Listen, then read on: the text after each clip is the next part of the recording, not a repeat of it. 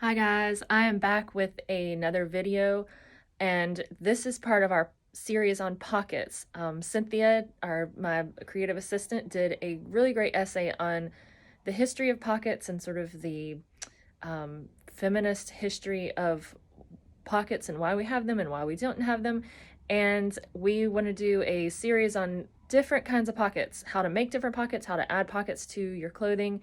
And I'm starting today with the patch pocket. The patch pocket is a really easy, very simple pocket, and I'm going to show you how to add it to our sorels. Now, a lot of folkwear patterns don't always have pockets because that has been tradition or either for historic clothing or in traditional clothing from different cultures. So the sorels are one of my favorite pair of pants. They're really easy to make, they're easy to wear, but there's no pockets in them. And I have my favorite pair that today I'm going to show you how to add a pocket to it. So a patch pocket's great because the sorels don't have a side seam to put an inseam pocket into. So here is my favorite pair of sorels. This is the African pants version. There is no side seam to these, so you can't really add a inseam pocket to it. Now the fabric I use is it's a bit of a patched, a pieced fabric.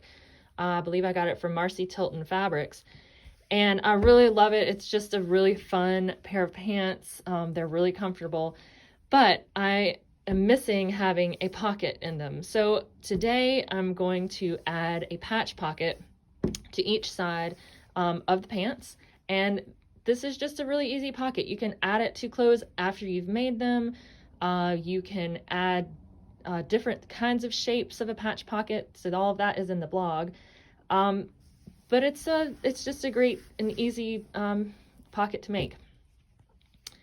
The pattern we have on the blog, and this is what it is. You can do lots of different things to it. This is a very basic, very simple patch pocket. You could also make this right here, this area, the opening area, curved. You could bevel the edges. You can extend it, make it longer, make it wider. You could curve the edges here. You could curve the edge up here. You can do lots of different things with it. You could even you curve it, make it wider, gather it a bit so it kind of puffs out a bit, which would be kind of fun. So there's lots of different options for the patch pocket, but we're just going to do this pretty simple, very easy patch pocket. And this is the pattern that these pants come from. There's 3 different versions of the pants in this pattern, and I made this version African pants. Very comfortable, lots of easy, really easy to wear. So the first step is to cut out the pattern for the patch pocket. You can find this pattern on our website, on the blog for the patch pocket, and the blog is on our website, folkwear.com.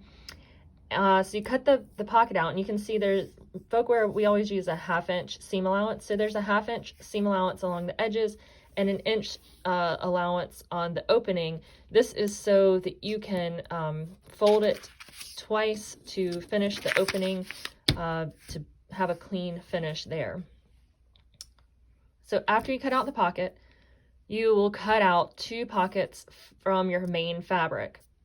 If you're gonna do 2 pockets, so if you're gonna do 1 pocket, that's fine. If you're gonna do 2 pockets, you need to make sure that the fabric is folded with wrong sides together or right sides together, but so that you get opposite fabric or opposite pockets and not 2 right pockets or 2 left pockets.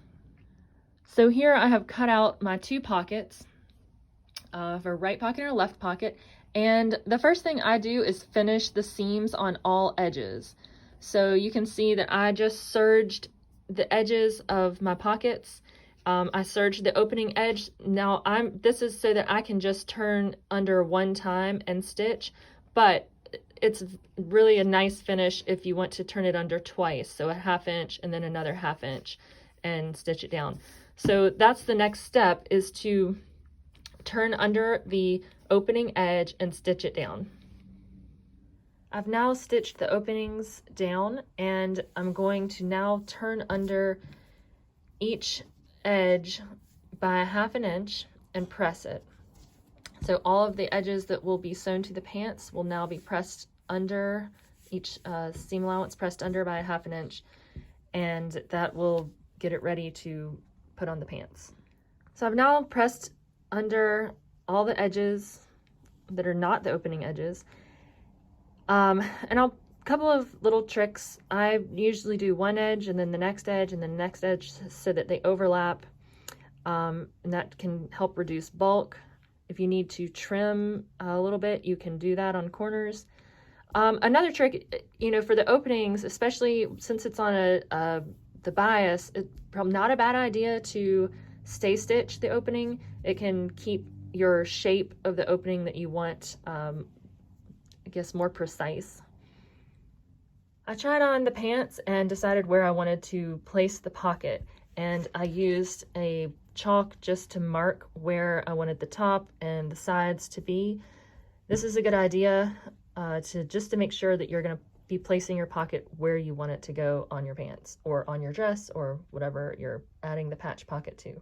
So I next pin the pocket to the pants, and I will stitch a top stitch close to the folded edge of the pocket along each side that is going to be secured to the pants.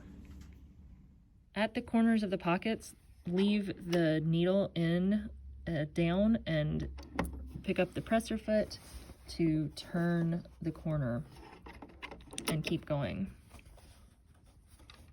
with your stitching. So now the first pocket is finished, it's on, but I'm going to do another row of top stitching 1/8 of an inch from the first row, and that is to provide some reinforcement for the pocket because I hate pockets when they rip out. I'm also going to stitch a small triangle right here. This reinforces these edges of the opening, and I'm going to do it up here as well to keep them from ripping out when being used. All right, so now I've stitched the second line of top stitching, and I've added these little triangles to reinforce the corners or the edges of the opening.